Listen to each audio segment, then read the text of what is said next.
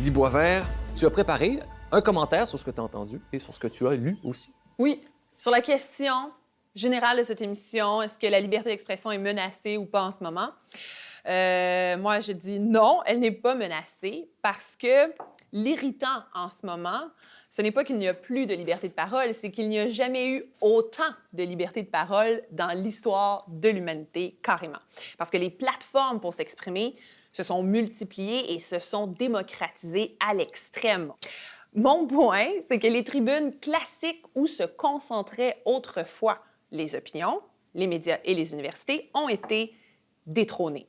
Et c'est sûr qu'on peut arracher sa chemise quand il y a une conférence qui est annulée dans une université parce que des gens se mobilisent parce qu'ils trouvent que les idées qui sont promues sont offensantes.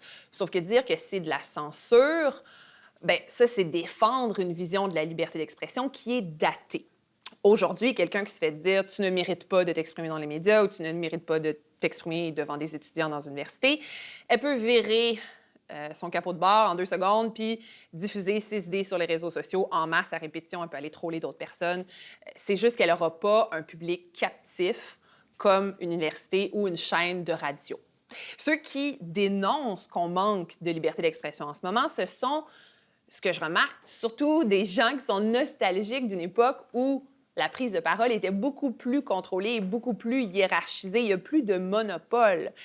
Et on remarque que c'est les anciens gardiens de la parole qui ne comprennent pas que maintenant, toutes sortes de gens donnent leur opinion et peuvent eux aussi arracher leur chemise sur la place publique. Parce qu'on se dit, mon Dieu, avant, c'était juste nous qui pouvions parler, mais maintenant, tu as les femmes, tu as les minorités. Depuis quand ces gens-là ont des opinions eux aussi? Et on peut répliquer quand on est critiqué. C'est sûr qu'on peut aussi choisir de se censurer pour calmer le jeu quand on est dénoncé sur la place publique. Et là-dessus, je suis d'accord avec vous, M. Moreau, c'est une forme d'autocensure et il y a beaucoup de ça à l'heure actuelle. Mais là, c'est une question d'avoir le courage de ses opinions. Et ce qui est merveilleux à l'époque actuelle, avec l'avènement des réseaux sociaux, c'est qu'on n'a même plus besoin d'avoir le courage de nos opinions pour donner nos opinions. Parce qu'on peut se faire un faux compte pour aller troller des gens, on peut s'appeler Destroy73, avoir un avatar de Teletubbies et aller attaquer des gens sur leurs opinions sans jamais soi-même courir le moindre risque.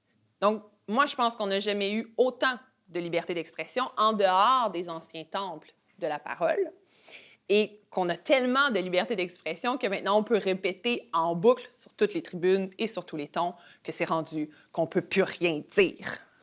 Et Patrick Moreau, vous êtes... J'imagine que j'étais un peu visé, interpellé aussi. Oui, effectivement, la parole, les réseaux sociaux, entre autres Internet, etc., libèrent une forme de parole. J'ai dit tout à l'heure, ce qui nous manque, ce sont des débats.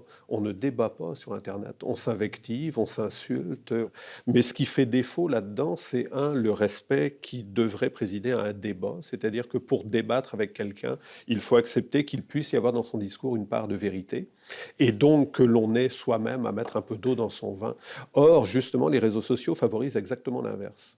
À mon sens, ils favorisent à l'heure actuelle une culture de l'insulte, une culture de la chapelle, justement, où chacun s'enferme sur ses certitudes et dès qu'on les met en question, ces certitudes sur les réseaux sociaux, on est tout simplement stigmatisé, renvoyé, insulté le plus souvent, etc.